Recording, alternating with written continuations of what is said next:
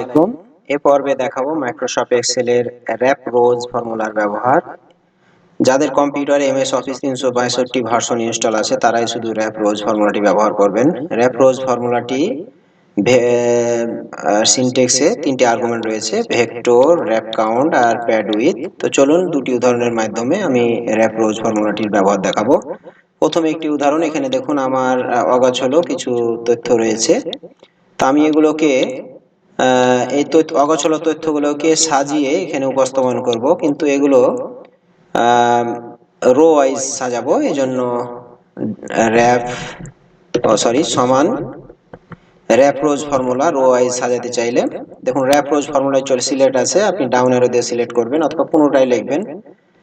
এবার ট্যাব কি প্রেস করবেন, ট্যাব কি প্রেস করলে র্যাপ রোজ ফর্মুলাটি চলে আসলো। এরপরে র্যাপ রোজ ফর্মুলাটির প্রথমে ভেক্টর রয়েছে, তিনটি আর্গুমেন্টের প্রথমে ভেক্টর দিব। ভেক্টর বলতে আপনার যেখানে তথ্যগুলো রয়েছে সবগুলো তথ্য আপনি সিলেক্ট করবেন।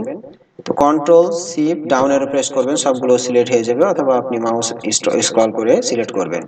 এরপরে কমা দিবেন। এরপরে দ্বিতীয় হচ্ছে র্যাপ কাউন্ট। র্যাপ কাউন্ট হচ্ছে আপনি তথ্যগুলো রো ওয়াইজ নেবেন, কিন্তু কয়টি কলামে আপনি নেবেন বা এখানে কয়টি তথ্য আছে, 1 2 3 4 5, মানে আমি 5টি র্যাপ কাউন্ট করব, মানে এখান থেকে 5টি তথ্যগুলো আমি নিব, যেহেতু প্রতি 5টি করে করে একটি করে জোন চেঞ্জ হয়েছে।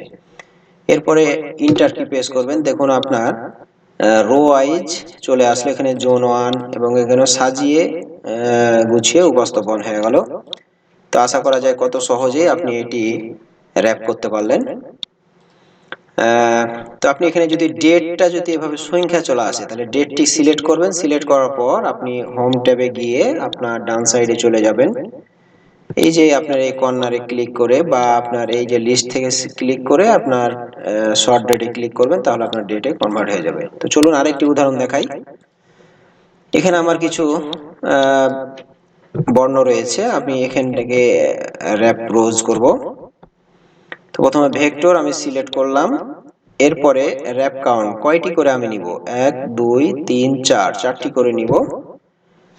আমার রো বেশি হোক কিন্তু আমার কলাম 4টি নিব। এরপরে কমা দিয়ে প্যাড উইথ দেখব, প্যাড উইথটা কি। আচ্ছা, প্যাড উইথ না দিয়ে আমি ইন্টার প্রেস করলাম। দেখুন আপনার 4টি নিলাম এবং 4টি কলামে সেগুলো চলে আসলো, এবং এ বি সি ডি, মানে এ বি সি ডি 4টি কলামে দিল। তারপরে ফের আবার দ্বিতীয় রো শুরু হয়েছে E F G H, E F G H, কিন্তু আই জে পেয়েছে এবং আরো দুইটি প্রয়োজন ছিল এই দুইটি ঘরের জন্য, কিন্তু এখানে ইরোর ভ্যালু শো করছে। তো আমি চাচ্ছি ইরোর ভ্যালু না এখানে ডিসপ্লে করে ইরোর ভ্যালুর স্থানে অন্য কোনো মেসেজ বা অন্য কোনো একটি চিহ্ন উপস্থাপন করি। তো এটাকে বলে প্যাডিং উইথ। আপনি যে চিহ্নটি ব্যবহার করতে চান সেটি ব্যবহার করতে পারবেন প্যাড উইথে। তো ভেক্টর দিলাম, এরপরে 4টি করে আমি বর্ণগুলো লিখব বা 4টি কলামে উপস্থাপন করব। প্যাড উইথ হচ্ছে কোন চিহ্নটি দিতে চাচ্ছেন, আমি মাইনাস চিহ্নটি দিতে চাচ্ছি, বা আপনি আপনার মতো চিহ্ন দিবেন। এরপরে ইন্টার কি প্রেস করবেন। দেখুন আপনার এখানে যে ইরোর ভ্যালুটা ছিল এখানে আর ইরোর ভ্যালুটি নাই, এখানে মাইনাস দিয়ে কনভার্ট হয়েছে।